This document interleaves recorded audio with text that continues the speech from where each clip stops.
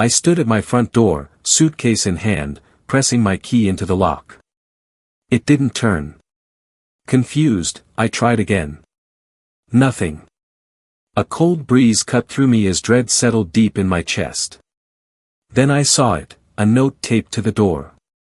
5 words scrawled in her familiar handwriting: I found someone better.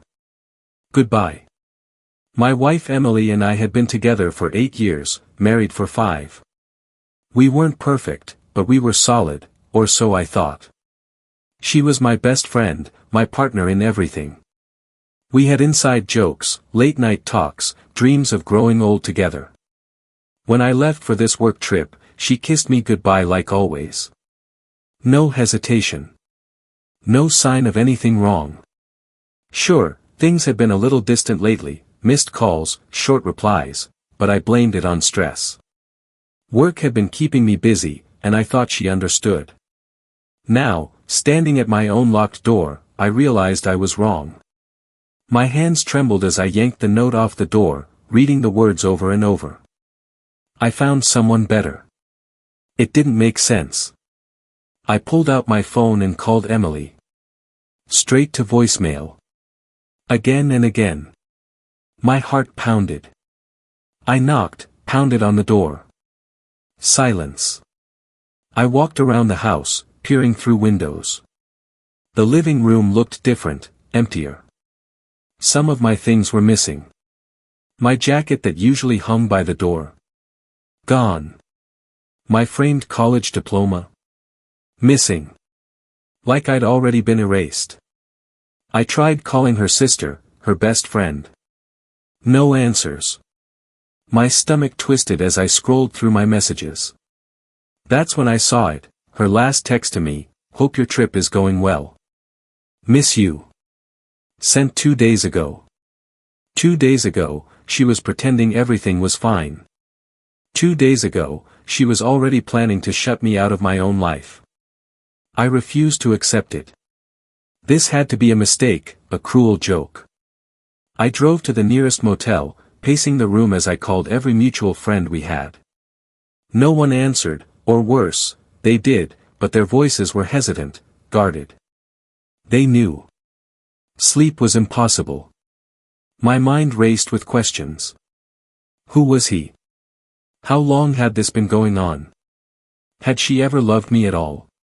By morning, desperation turned to determination. I took the day off work and drove back to the house. I knocked, rang the doorbell, yelled her name. Nothing. Then a car pulled into the driveway. Emily stepped out, looking different.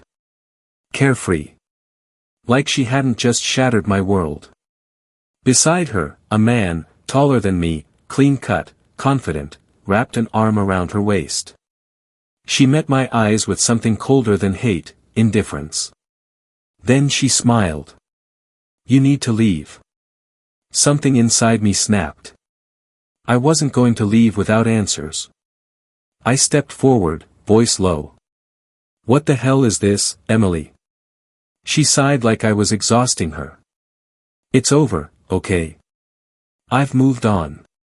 You should too.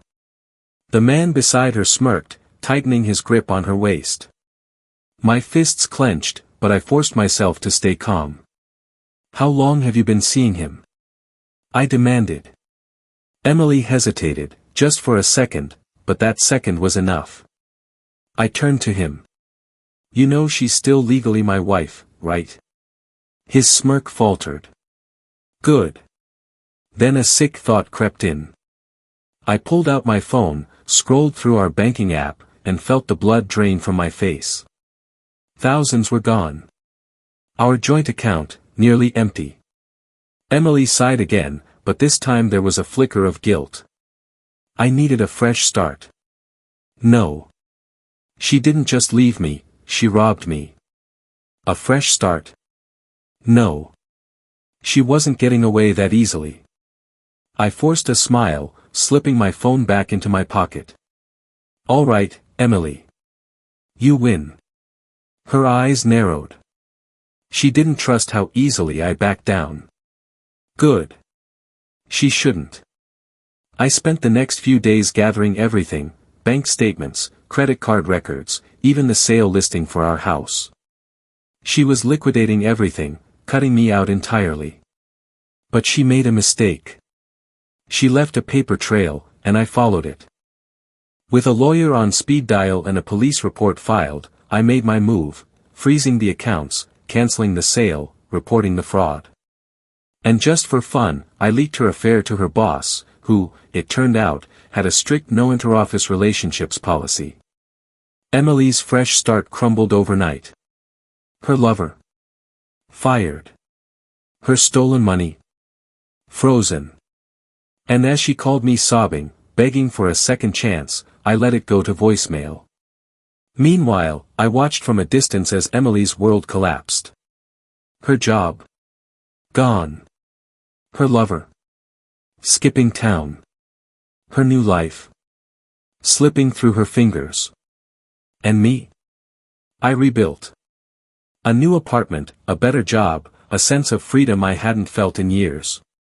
She thought she erased me, but in the end, I was the one who walked away without looking back.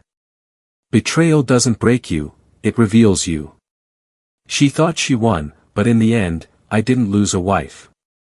I lost a liar. And that's a win in my book.